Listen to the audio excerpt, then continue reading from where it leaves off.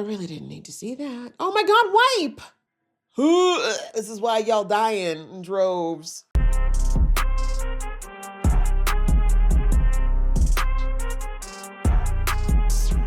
Hey guys, it's your girl Aisha, aka Geek XX Chic, and we are here with another reaction to Fallout. We're on season 2, episode 2, which is called The Golden Rule, which, remember, one of Lucy's favorite things to say back in season 1. So the first episode, we basically picked up right after what happened in season 1. We checked in with Lucy and the ghoul. They are continuing pursuit of her dad, and that led them to another bunker where they were experimenting with what looks like a mind control device of some kind. Her dad also left a goodbye message, basically warning her to go back to the bunker, but Lucy said, no, I'm locked in. And we also find out that this mind control device was something they've been testing for a while. That was them. And then on the other side, we had back in the bunkers, Lucy's little brother. He's still trapped in the area where all of the other overseers stay cryogenically frozen until it's their time to be recycled. We see that the brain on wheels is trying to convince him to just jump into his dad's pod or expire. And he said, no. He decided to go and wake up everybody. All the overseers who are supposed to be in his cycle are now awakening, and we'll have to see what happens when that goes down. And that's the kind of the chaos we've got going on either side. So I guess we're going to check in with our dude from last season this episode. So let's do that. Just before I do, please do hit that subscribe button and that notification bell. It helps the girl out a lot. And please do leave some comments below. I appreciate it very, very much. All right, that out of the way. Let's get into the episode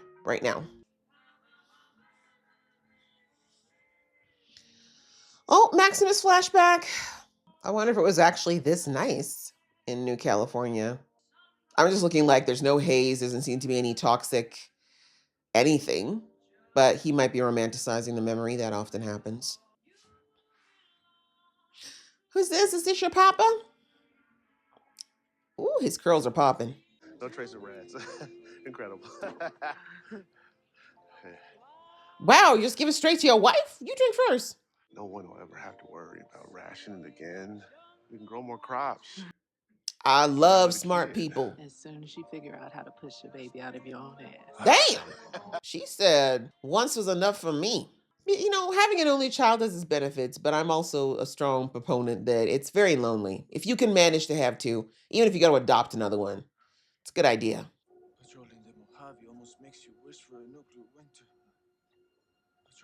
Yeah, he's like, I think what he needs is deeper than physical treatment.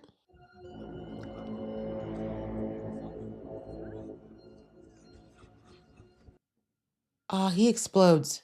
He won't do much damage, but as far as like from what we've seen, his body will take the majority of the, oh my God.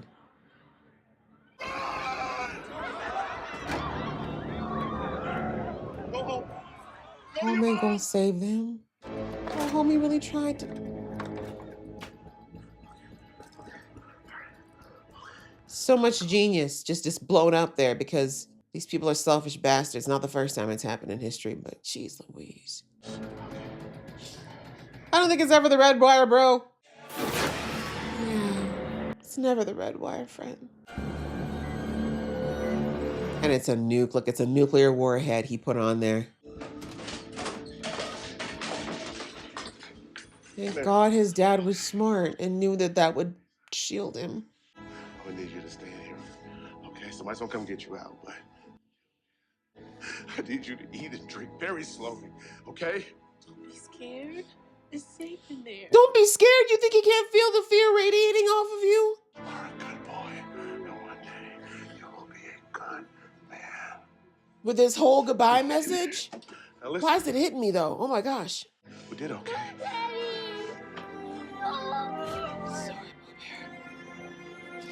Hank will pay for his crimes. Do you hear me? Killing him is not enough. He needs to be burned and healed and burned again.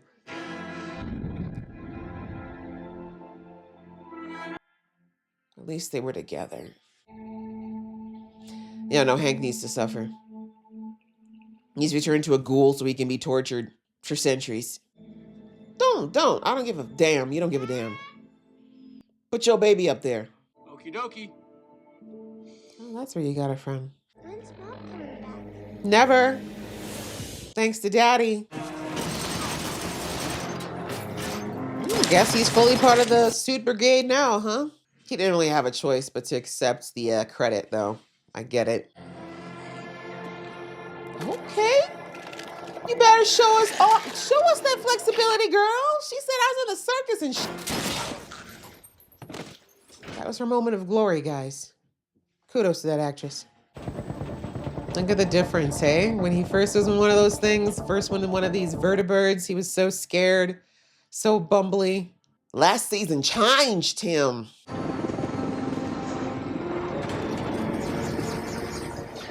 I don't think we saw this big airship last season.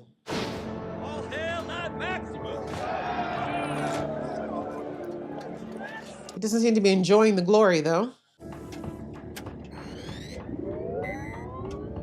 Good, got power. To do what? Fusion cores, we've only seen them in silos so far. The key to our new home.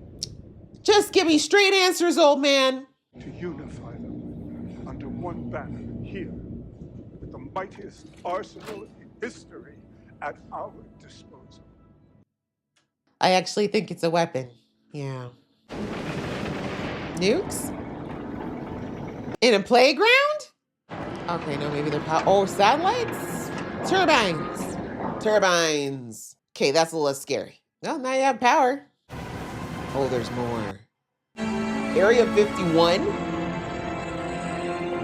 You getting aliens involved?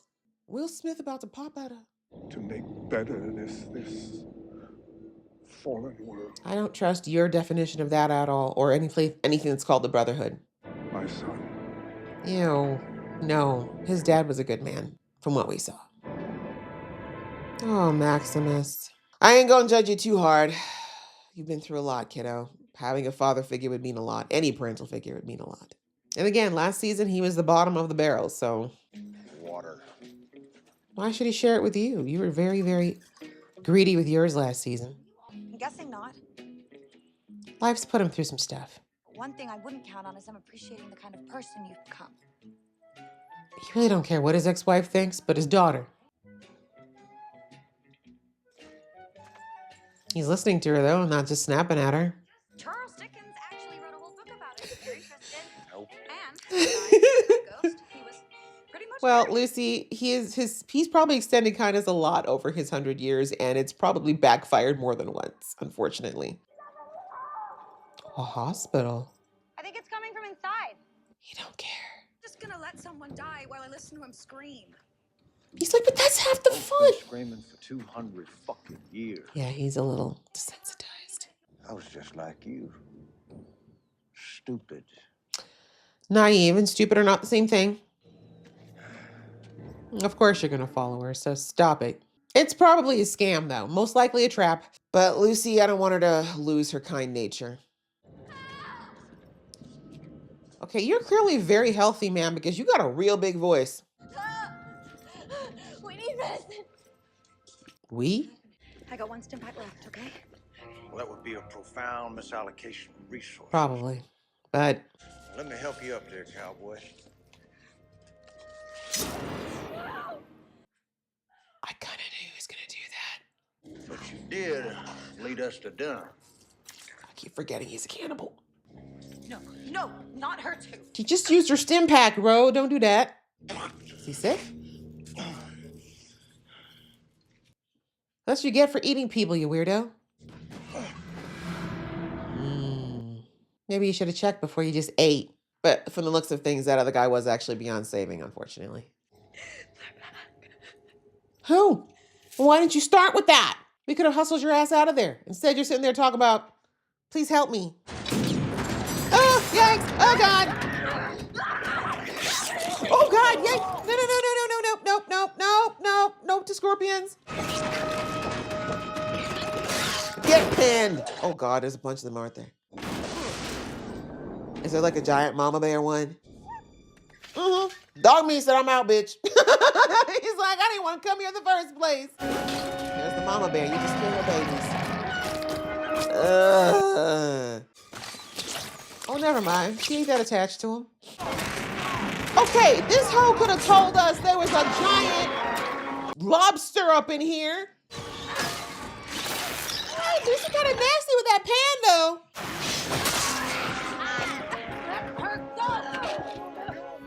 There you go. Ooh, well, that's what you get, though. A grenade? That's excessive. Get in there. Yeah, greedy.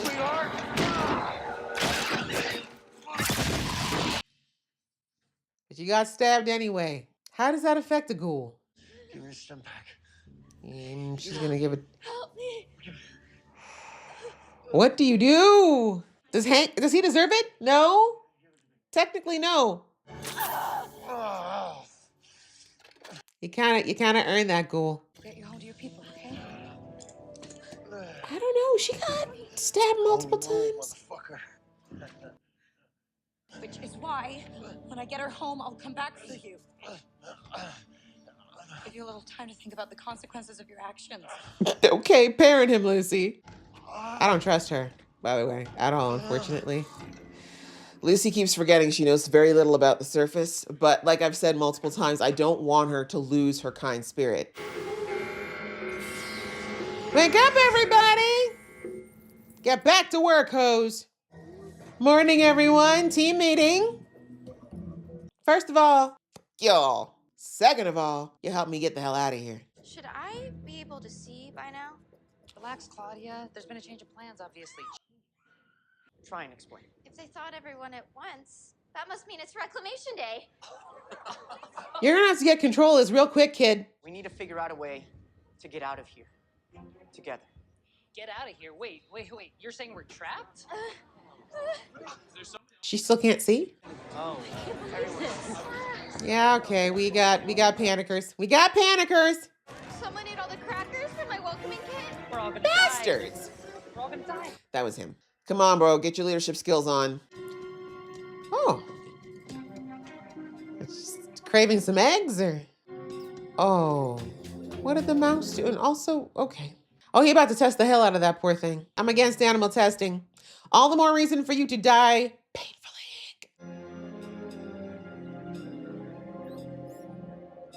See, that's how you know he's crazy. Why are you petting this thing that you know you're about to blow up? I'm still sticking to my theory, though, that I think he wants to use those to control Lucy. Make sure she doesn't disobey ever again. Why does it have a little mini workstation in there? But yeah, this shows you, right? Like, he literally has no respect for life. But I guess you kind of lose that when you nuke an entire city of people. I hate to say it, but his son is probably the person who would figure this out because he's got a brain that kind of works like that. But let's hope his son never wants to carry on this work. Holy shit. Of course, aliens. A real fucking iceberg. Facts, right? Anyways, we've seen worse than aliens now. Probably so much precious history all gonna just desecrate because you don't give a damn anymore. But you know, that's the funny thing about history, right? If you're not taught the significance, it just becomes things, right? Ooh, the car, nice. Can y'all even drive?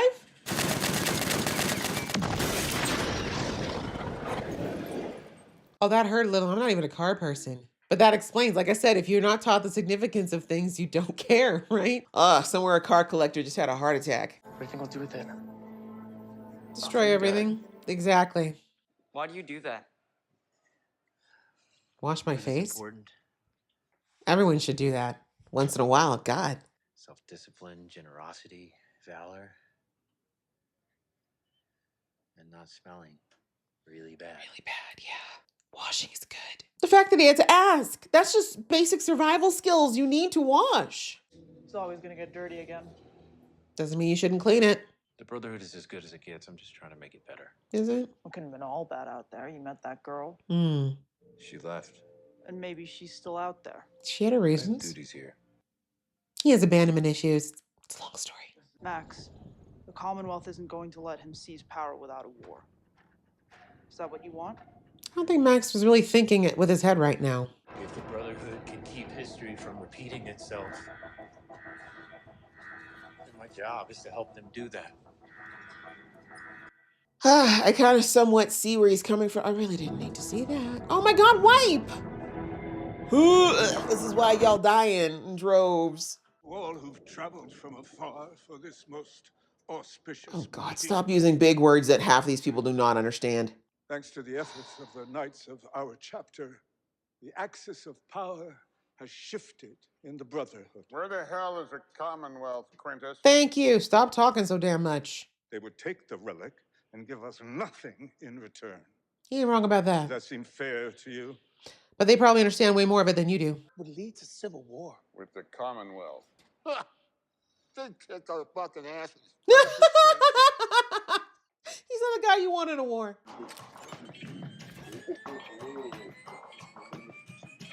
I kind of wish you'd let it go off, but you'd die too. Where we come from, women don't get to talk. Cunt. Okay, let's let this place blow up. Keep talking and I'll carve you one. Ooh, Resources coming here, and I'm not doing anything with that. no one cares about what you're saying, old man. We all agree on. I don't think that leader should be involved with these men because that guy is going to do something real stupid. Let's drink to it. Bottoms up. Yeah. Fuck the Commonwealth. That what you wanted, Maximus? Okay. You do so much better when you turn your brain on, son. Remember what your dad told you about how you're going to be a good man one day? But I guess you're not thinking about him right now. You're kindly profligate. Thank you. Her face does not give me any ease. I don't want to see you get raped by the wrong people. Oh, there's the right people? I will bear that in mind. She okay? Oh, honey, are you going to be able to leave? Yeah. That phrase alone tells me you cannot trust that girl. But you know, Lucy, you got to learn these lessons sometimes. I'm hoping it doesn't go too badly. I'm hoping I'm misunderstanding. Doesn't feel like it, though. I'm the product of 200 years of genetic engineering. Part of a race of super managers. All of you have been selected to be my staff. Purr. He learns quick. Bud Askins made mistakes? Yes. Never. No chance. Well, Oh my God, Claudia. Yeah, exactly. She's like, actually, he was an ass. This is Bud's final test. He's doing pretty good on the fly here. And as a team, we'll receive these merit dots. Merit dots. Do you mean Band-Aids? Dibs on ventilation. oh, the fire suppression system. Maybe we can get some water from there. All right, your plan's starting to finally pan out, kiddo. Sometimes you gotta lie, you know? Fake it till you make it or something like that. A little scary how quickly you manipulated people, but hey, whatever you gotta do to survive. What is this, like a airport lounge? Premium, what is this? Extra points in here? Oh, more people that are frozen. Who are you? My name is Henry McLean. Henry. Oh, he don't give a damn about these rich people. I signed up for the Voltec Premium Elite Plus. Did you read the fine print? Yes. He probably did, actually. Like, the guys at that level, if they don't, their lawyers do. I am optimistic that we will be able to work out the kinks. The reason I'm not mad about this is that this man probably co-signed to the I world noticed being on your blown up, file so. that you had a family, but you only bought a ticket for one. See? You're one to talk, though, Hank. It was expensive. Family is the first building block of civilization. Didn't I say sociopath? What are you doing? I'm improving. You're asking that question way too late, sir. It hasn't worked out so far. Because of people like If you. you don't succeed, Try again. And the spatter on the glass yet again. Yeah, this didn't work well back in the day, but you weren't around, I guess. try again. Well, like I said, most of those super elite VIPs are probably not the kind of people we need thought out anyway. Oh, well, maybe they just want to say, maybe they're not a cult of pig worshippers. I am nice. The smile. I don't think that's what they're worried about. I really just hope that they're nice too. Unlock it. There we go. Paul. Lead the way, boss. Yeah.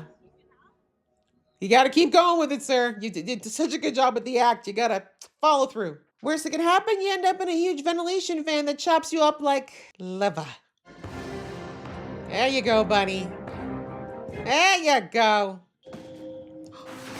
Oh, it's the outside. Will they let them back in, though? Yeah, he's never been outside. He's like, how did Lucy survive in this? Oh man, the mall's gone. Real things. Where am I going to get my clothes? It's beautiful. Yeah, he's never seen the sky, the real sky.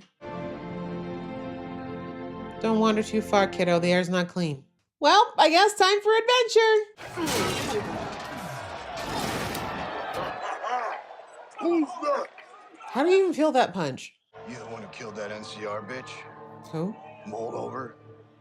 That's not her name, but okay. Bet I could mash you. Great. Probably.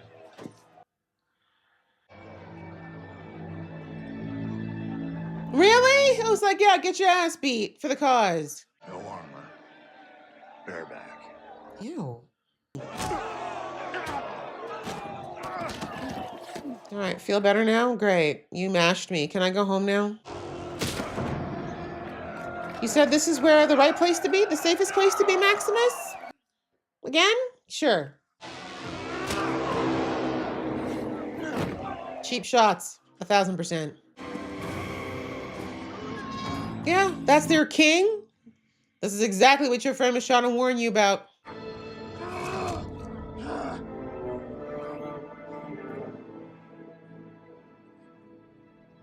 Was it worth picking that fight? Yeah, exactly. Your friend, like, this is the safest place to be, huh? That's the brother you want to be on your knees for. Exactly. Disappointed. Multiple levels. Who it is? Sorry to interrupt. Paladin Harkness. Hello. Liaison from the Commonwealth. Is it Kumail? I understand we're discussing a civil war. And no one invited me. Got my invitation. Rude. And yet here you are. Special like that. He's like, yeah, impressive. My parents used to listen to this kind of music, y'all. It's not my generation, but my mom in particular, she loves old music. Anyway, this was episode 2. And yes, we got to see 2 stories here. I was wondering if we would just focus on Maximus this episode, but we got a little bit of Lucy as well. Let's talk about Lucy first. She was kind of the smaller part of this episode, I would say. So, you know, her and the ghoul continuing their traversing, and of course, they're still clashing because they've got very differing viewpoints of the world. And I said a lot of this last season in that, you know, Lucy, she's had the privilege of a sheltered life up until now, right? She got to live in the vault and everything kind of went her way. She was the child of the overseer. So of course she had even more charmed life than the average vault person. And yeah, she's been just thrown into this wicked world. And what I love is that despite the fact, it's not just her charmed life that has her thinking this way. Like genuinely, you can see that Lucy is a kind, generous, empathetic person, which means even in the vault, and we saw that a little bit last season, that she was still even there a very thoughtful, kind person with a very optimistic outlook, right? Because a lot of the vault people are not happy. You've seen a lot of them are gripey, they're complainers for valid reasons a lot of times, but you get my point. Like she's very much the glass half full kind of girl. And I've said it, I don't want her to lose that because it's a very good quality overall. It definitely means people like that live better lives because they're happier, right? They're always looking for reasons to continue being happy versus looking at reasons not to be. However, the naivety.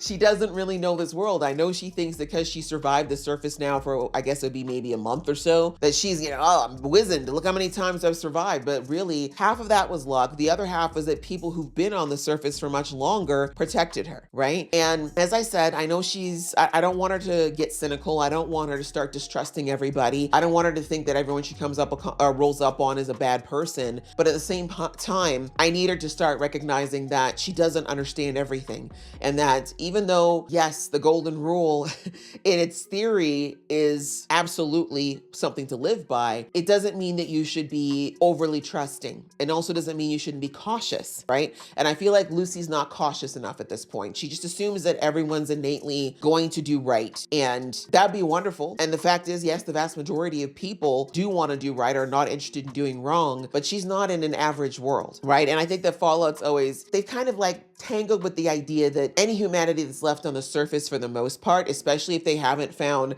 a utopia like New California was, or, you know, something where they've been relatively safe and unbothered for an extended period of time, the reality is that many of them just, it's not that they want to do bad things, but they're to the point where they've probably had to do a lot of things that have changed them and have hardened them and unfortunately have made them think that it's either me or you out here. So they have that mentality, right? Because everyone's kind of thinking that way. Everyone's thinking, okay, you're trying to get me before I get you. So when you have a cycle of that, you're not going to have people, unfortunately, that are going to move from kindness first. They're going to move from self-preservation. And that's what Lucy's kind of still not grasping, right? And I'm not saying she shouldn't help people, right? That lady, maybe she could have ended up being a good person. She may still, she disappeared, right? We don't know that she is part of this group. She's not dressed like them. So maybe she just knew that you avoid those people and she knew how to do it because she's been on the surface, whereas Lucy just wasn't paying attention. But the fact that she left her, but maybe it's part of a plan. Maybe it's part of a plan where she needs Lucy to kind of draw them all so she can do something. I don't know. I'm still trying to hold out faith that Lucy's good deeds not going to end up being something that she regrets. But the point is, she needs to listen a little bit more to when people like the Ghoul, who absolutely have more than their share of experience, lets her know that, hey, there are times when it seems like we're being cruel, but really we can't save everybody, right? Again, it doesn't mean you shouldn't try to save anybody. And that's the issue with the Ghoul. You don't want to save nobody, but there are times when you just got to be like, this is probably not the right move, right? But anyway, we see that they come across these two people from, what did he call them? I don't remember what he called them, but he knew immediately what they were. It sounds like they're some type of a cult or group, and they didn't like the Ghoul. And he didn't have any love for them. So who knows what that history is? We didn't get any kind of background there, but yeah. Unsurprisingly, the Ghoul had zero empathy for them whatsoever. Like, he saw the one guy who, unfortunately, like I said, I'm pretty sure he was beyond help, just killed him, you know, ended it, and then decided to eat him, but almost learned the hard way that was a bad idea. And then the other lady, who she was, I guess, in less bad of shape. Obviously she wasn't. Like, the fact that she was belting loud enough for the street to hear it in that environment, she was not doing that bad. But anyway, you know, we see that Lucy only has one stim pack, which we learned, you know, it does help to heal you up quite a bit, but she was going to help the lady, but then they were attacked, and unfortunately the Ghoul got hurt, and there's only one stim pack, right? So here's the decision for Lucy, right? Do you help the person that you know is on the same mission as you, that you have a little bit more of a connection with? And I say connection loosely because obviously they don't get along, but, or do you save this person that you came to save in the first place? So unsurprisingly, Lucy chooses her, because in her mind, she's like, if I reward you for killing that guy, right? I feel like if the Ghoul hadn't slit the throat of the other guy, she might have thought about giving him the stim pack, but I also understand her decision, right? Like, the Ghoul doesn't die easily, right? That leg, that wound, it's gonna definitely cause him a lot of pain. It'll slow him down, but it's not gonna kill him, at least not quickly, right? So she chose the one that was going to die without him, most likely, especially because she got stabbed again by the Scorpion, because that's the other reason, the Ghoul using her as a body shield, right? So none of those things really endeared Lucy to want to use that on him or give him any form of kindness, right? Because because, you know, the Ghoul's really not been doing anything to be even, like, it's not that he has to be nice to Lucy, you feel me? Although he should, because Lucy's been nothing but nice to him, but he doesn't have to be, like, he's going out of his way to be cantankerous. And I know why he's doing, I shouldn't say I know, I assume my theory on why he is doing that is because he does not want to care for Lucy, right? That's walls. That's, at this point, centuries of pain and loneliness and hurt and fear and all those things that he's built a wall around himself to keep himself emotionally safe. Because it's a scary world, right? And he's been in it for 200 years for the most part on his own. So really the reason he has those walls up and the reason he keeps lashing out at Lucy is because she is getting to him, right? I said that when they were walking in the beginning and she was saying, you know, don't you want your family to like you when they meet you? Like, you don't have to be, like, you know, overly nice, but you could at least be polite. Like, you don't have to be like this. And, you know, before last season, he would have said something really rude and cut her off, or he would have jogged ahead or something, but you could see he was really listening to what Lucy was saying. You know, he didn't give her any acknowledgement, but he was listening. And that's a huge step for the Ghoul, right? So my point is, he is starting to care for Lucy, right? Subconsciously, it's already starting, but he is fighting it because he doesn't want to get close. We can't even imagine how many people the Ghoul has probably lost at this point. 200 years, right? Either they were getting killed or hurt by the crazy, terrible factions that are on the surface, or just old age, right? He's outlived a lot of these people too, just because he's what he is and they're just humans. So point is, he doesn't want to care. In his case as well, he also knows that if he cares about someone, really lets himself do it, he's going to want to protect Lucy at all costs, which means he's going to act in a way that doesn't allow him to be as reckless and ruthless as he typically is. So, he's got his own reasons, but of course Lucy doesn't know all that because she hasn't grown up around that kind of thing. But anyways, we see that she helps the girl, leaves the ghoul there, tells him about himself. So you think about your actions. And he's like, all right, do what you gotta do, girl, but I'm feeling like you're gonna regret that decision. And we see that Lucy does try to walk her back to wherever. As I said, I just don't trust this lady. Something about her facial expression the entire time just tells me she's up to something. But like I said, maybe she's just in pain. I'm trying not to, as I said, I really hope that this good deed does not get punished. I really do hope that's the case, but we'll have to see, because where we left Lucy, she's not looking like she's in a very good place at all. So that was Lucy. And then we had Maximus, a lot more of Maximus this episode, which was good.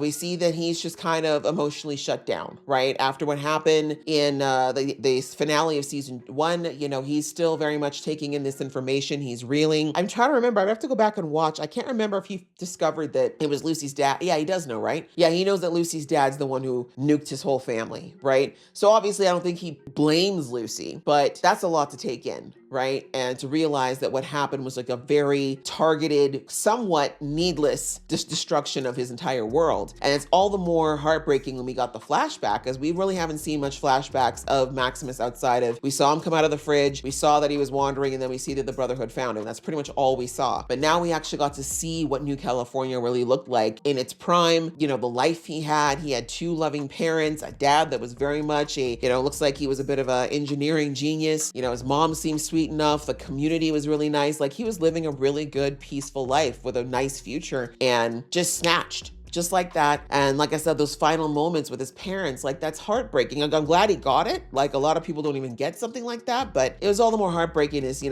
like I said, you could see, even though his dad and his mom were like, oh, don't be scared. It's like, y'all are crying and I can see the terror in your eyes. But, at least they got the chance to say their goodbyes to him and tell them that they loved him. And, his dad telling him, like, you're a good boy and I think you're going to be a good man, right? That's a beautiful sentiment to hear as the last words you hear from somebody. And yeah, unfortunately, like, he was saved thanks to his dad. If his dad did not have the engineering knowledge he did, he probably wouldn't have survived. But anyways, they didn't survive, nothing else did. And, now learning that all that was kind of for naught. And then Lucy leaving him, because I remember he was unconscious when she left because she didn't have time to explain to him why she had to go. He's hurt. He feels like, I let somebody in, I trusted again, and look what happened. So like he said, the Brotherhood's always been there. He's like, I've been out there. It ain't safe. At least here, there's rules, there's structure. I feel safe. And we see that his best friend is like, fam, nah, this ain't it. Like, what is going on? Like, where's your critical thinking skills, friend? I don't think that you're really looking at the real picture here. But we see that Maximus is he's bitter. He's upset. Lucy was the first, I think, bright light that he'd felt in a long time in a very dark existence. And the fact that it was so fleeting, and then she, kind of left him in a moment when he really thought that she would be there for him going forward. He's still very butthurt over that, and understandably, So he's throwing himself into this whole thing, right? He's like, okay, fine, I'll throw myself in the Brotherhood then. Like, at least they're still there for me. And especially with their, the crotchety old leader, calling him son, and, being, and the thing is, since last season, he's been manipulating Maximus into believing that he actually cares about him, right? And Maximus, that's all he wants, right? Like, losing his parents so early, having any form of parental figure that's giving him any form of praise or love or making him feel needed, like, that's something he very much will feed into, because it makes him feel less lonely, right? And so, yeah, he's not really hearing sense at the moment, but his friend tells him, like, it's Dane, right? Yeah, Dane was like, this is not good. Like, all this power in the hands of this guy that we already know, we both know this guy's not on the level. Like, this is gonna be civil war. There's gonna be innocent people who are gonna be caught up and who are gonna die for this. Is that really what you signed up for? Because it's not what I signed up for, right? So anyways, we see that Maximus is kind of tuning everything out until, we have this meeting. His crotchety old leader there calls in a few people from, it looks like, different outposts. I guess they're not all the Brotherhood though, because there's a woman there. But anyway, he brings them in from different parts of the country. And he's like, look, if you join me, I got firepower. We can take over basically. And if the Commonwealth comes after us, we'll have enough to take them down because we've got the firepower now. And hilariously, like, they're in Area 51 having this this conversation. And I think it's so funny. I kept saying in the episode that, like, this is showing, like, all these things that in our day we consider to be precious artifacts that you don't want to touch. And they're just, they're whipping out an alien body because it's in a cooler box. They're blowing up a vintage mint condition car because they don't know what it is. They don't care, right? all these other artifacts that they have no idea that, again, in our world, worth billions, very important. They're just tossing like nothing. And like that explains like why history is so important, why teaching about history is important, so you understand the value of things. For them, they don't know what these things are. These kids, they don't even know how to read, let alone understand what these things mean. So just, I love that they showed how that's the way things go, right? If in our world we had no idea, we had no written or verbal history to tell us things, we would probably destroy things that are priceless all the time too, right? So anyway, that happens. They have the meeting, and these three groups, even though they clearly do not like each other because of the firepower, they're like, cool. Again, do I think that they're actually in line with this dude? No. I think they just want to get their hands on the firepower, because in this world where everyone's literally sniping at each other, who doesn't want to have enough firepower to make sure that no one messes with them, right? Not to mention, let's face it, power hungry, but that always happens. That always happens. So anyway, we see that there's a fight that ensues. Some dude, I don't even know where he came from, decides to pick a fight with Maximus. And, you know, Maximus is not into it, right? He's never been about machismo. And dude's like, no, we're doing this. And we see Maximus looks back to the crotchety old man, and he's like, can you take care of this? And homie's like, what you want me to do about it? Looks at him, just shrugs at him like, what's your problem, right? Like, I'm not going to save you if that's what you're looking for. So he gets into this fight, and yeah, physically, for the most part, this guy does. He's bigger, he's stronger than Maximus, but Maximus has been out there. And one thing we learned last season is he's a scrappy guy. He may not always be the strongest in the room, but he knows how to dig deep when it's necessary and pull from a very, very, very deep place to pull out the win when necessary. And we see that's what ends up happening, especially when that guy ends up pulling a knife. And we see when he pulls the knife, again, Maximus looks at the crotchety old man like, bro, are you going to stop this? Like, I'm your son, right? I'm the future. You're going to build this future with me. So you're not going to let this bozo attempt to stab me over a stupid brawl, right? Right? And what does father do?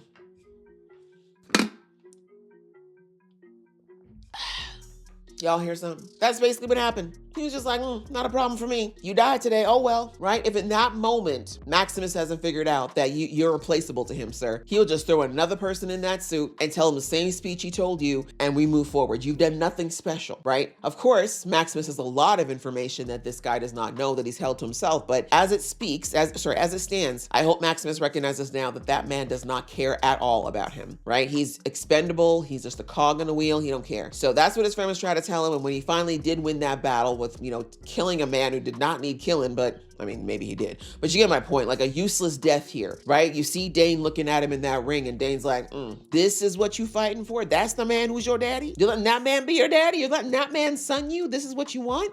Disappointing. If you think this is bad, this is a taste of what's going to happen if you let this man spin out of control. So anyways, like I said, hopefully the wheels are starting to turn for Maximus as far as this being a very messed up situation. And then we see Kamel showed up, my man Kamel. He showed up representing the Commonwealth. He seems like he's by himself, which is a bit dangerous. But anyway, apparently the Commonwealth is, they've got somebody watching, is my point. Because I'm like, for them to know where Area 51 was, what they were doing, that can't be by coincidence at all. They've definitely got a spy in their ranks. So I'm wondering if maybe it's Dane. Maybe Dane's been feeding information to the Commonwealth. I don't know. Dane's always such a mystery. I don't know what's going on in that kid's head. But anyway, we'll see. The party has crashed for now. But like I said, it's one person. One person in a place with a lot of firepower. So we'll see how that ends up. But that was that. And then finally, we had Lucy's brother still in Vault 33, and he woke everybody up. He tossed that idiot's brain in a jar and then the garbage exactly where he belongs. And yeah, everyone's awake, and of course they're all discombobulated. I don't know how many of them have actually woken up before, or if this is their first round, but for a handful of them, I think it was their first round. And it's chaos at first, understandably, because they don't know what's going on. And of course, he's not coming in with a lot of authority because he's just as discombobulated as they are. But when he realizes that panic is about to ensue, he thankfully puts on his thinking hat, and he very quickly starts spouting buddy speech. And yeah, they all kind of fall in line because, sadly, they were clearly very easy to manipulate in the past. So he just kind of dug deep into that rhetoric, and they fell in line. And thankfully, he was right. Like, more heads were a better idea than just his, right? We got a guy who was like, yeah, I studied ventilation. I think I can figure it out. Another girl's like, oh yeah, there's a fire suppression system in here. There'll be water, right? So ideas that my guy could not think of on his own, mostly because he just didn't know it. I'm sure if he did know it, he would have thought of it. But as the expression goes, two heads are better than one, or in this case, I don't know, 30 or 40. But anyways, they figure out the ventilation system, and then that is the way out, right? That is the one way to get out that doesn't require the front door, which of course he's not the key for. Turns out my guy's scared of heights, which is hilarious, but it was the right move to get them out of the vault, which they needed to do because they only had a little bit of, food left in those survival packs, but they're on the surface. I was thinking maybe the ventilation system might have connected to the other vaults, kind of like those hallways, but turns out nope. They've been spit right out into the real world. And so we see that he was really happy, to see it. He's never been outside. And I think that while he's had fears about it, curiosity, right? You can't have smart people like that not be curious of what it's like out on the surface. And remember, I think, was it both him and Lucy that had made it to the surface before? Or was it just Lucy? I think it was just Lucy that her mom took to the surface that time. I mean, Lucy, that's right. It was just Lucy because she kept dreaming about it. Anyway, he's never been outside is my point, and now he was, and he loves it. Everybody else is just like, again, I think some of them, because they were frozen way back and whatever, they're just like, oh, we've seen this before, but it looks a lot better. So anyway, they're all outside. We'll see what happens because we already know from Lucy's story that they can't be outside long at all. The air is toxic. The water is undrinkable. Yeah, they need to get indoors probably pretty quickly because they're not prepared to be outside. So we'll see if they can find their way to the nearest vault. And again, if they do make it back to Vault 31, will that overseer let them in? That's the question, right? She is obviously still on the program. So I feel like she will though, because that's all the other overseers, right? I don't know if they have a precedent for what this guy just, or what Lucy's brother just did, but I guess we'll find out soon enough. I don't think they're going to be on an adventure though, or possibly if they are on an adventure, we're going to lose a lot of them. We didn't even get the names of half of them. So I have a feeling that they're cannon fodder. Unfortunately. But anyway, we shall see. So that was him. And then finally we had Hank, who is still trying to make these, I don't know what you call them, like I guess these mind control devices work, but he's using older models, right? We see that, I guess those were, yeah, but we see that he looked at that one display case that showed that there were some as small as a microchip. I guess that's as far as they got in research before everything shut down. But either way, he's trying to make the older models from like the ones we saw in episode 1 work. He took out so many mice, it's not working. So he decided to start using humans because he thought maybe, I don't know why he thought he'd move up to something more complex. Like, I mean, if it doesn't work on a simple animal, what makes you think it's going to work on a human any better? Like our brains are significantly more sophisticated than a mouse's. So anyway, we see that he does that. And then he finally grabs some people from the super elite VIP. And yeah, at first I was like, oh my gosh, like, why is he just like waxing people? But then I'm like, I remember last season, a lot of the people who probably bought into this program were aware of what was going to happen and they did nothing about it. Instead, they were like, sure, freeze me so I can survive. And in the case of the guy that he did end up exploding, turns out this man let his family burn. He's like, yeah, just me, I'm good. I can't afford my whole family, so I'm not going to bother. Huh? But he's not alone. I'm sure a lot of those people did the exact same thing, right? So no, I'm not so mad, right? I'm pretty sure most of the people in that super elite VIP are trash, just like Hank. But yeah, it just sucks that he's doing this regardless, right? Like, what is he even trying to do? Does he even know what he's doing? It sounds like this was not his department. I think the fact that he just keeps blowing them up and I don't see him doing any type of comparisons or notes. So I don't even know that Hank knows what he's doing. I think he just he's desperate, right? He's very desperate because he can't go back to the silo. Lucy's off the rails. He feels like everything's going out of control. And I guess there are still people obviously that are running Vault-Tec, but I think what he's trying to do is do something that will make him expendable to them because he screwed up. He did screw up because, Lucy does know the truth. So I think he's trying to do something that will make him seem priceless to Vault-Tec, and then he can then negotiate not only for his own safety, but potentially for that of his kids. That's what I'm thinking is what's driving all of this. But I still stand behind my statement. He is in fact a sociopath because how can you just be blowing up all these animals and people like this without so much as a blink and be playing with the yo-yo? Like it's not okay. I mean, they did show that when he sent the nuke to take out New California, he definitely like the hand washing when, he clearly wasn't there. He was miles away, but hand washing is almost always symbolic of feeling guilty.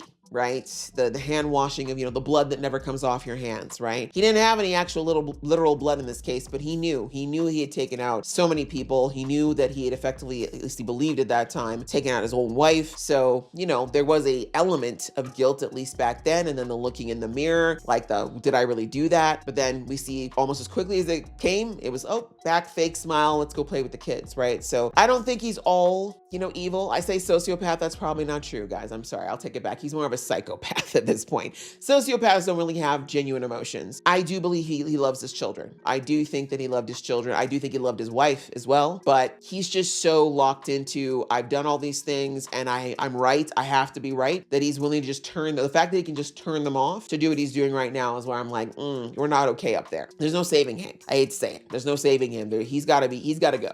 At some point, he's definitely got to go. And as I said, it should be Maximus who gets to be the one to do it. But anyway, that's kind of what we got with him. Not a ton, but yeah, he's definitely working on seeing if he can get that device to work. And I do believe, like I said, if he can, for the time being, I really, truly believe he's going to try to put one on Lucy. Just because he can't face the idea that she hates him now or that she looks at him like the murderer that he is.